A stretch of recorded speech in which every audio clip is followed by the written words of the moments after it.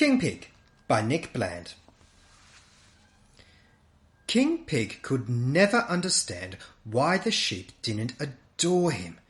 They were always complaining about one thing or another. They hardly ever smiled, and when they did, King Pig thought they were teasing him. They never listened properly, no matter how loudly he shouted.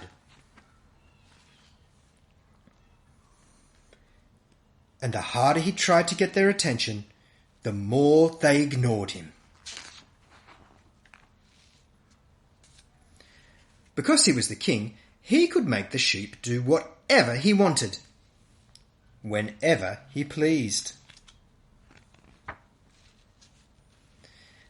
But he just couldn't make them like him.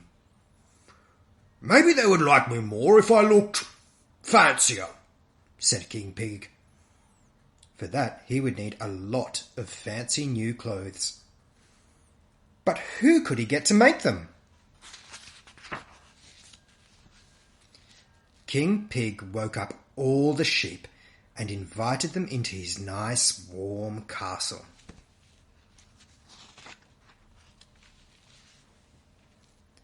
And there he slept while the sheep went to work.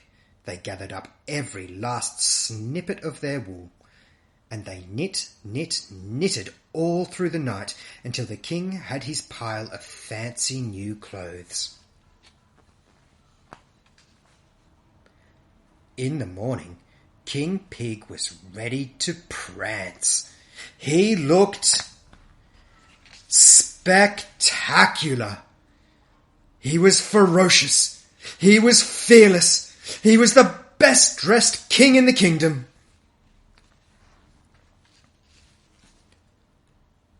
But when he stopped to take a bow, nobody was watching. Nobody was cheering. Nobody was adoring him.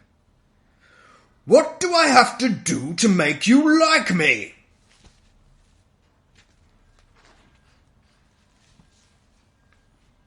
"Maybe you could try being nice," said a little voice. "But I thought I was being nice," said King Pig. And he went inside to sulk.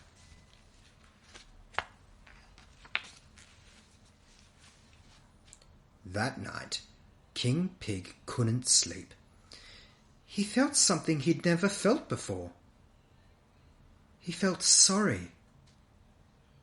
Then, at last, he thought of something nice he could do for the sheep. He worked through the night, and in the morning, by sunrise, he was ready to say sorry in the only way he could think of. It wasn't perfect, but all the sheep agreed it was a pretty good start.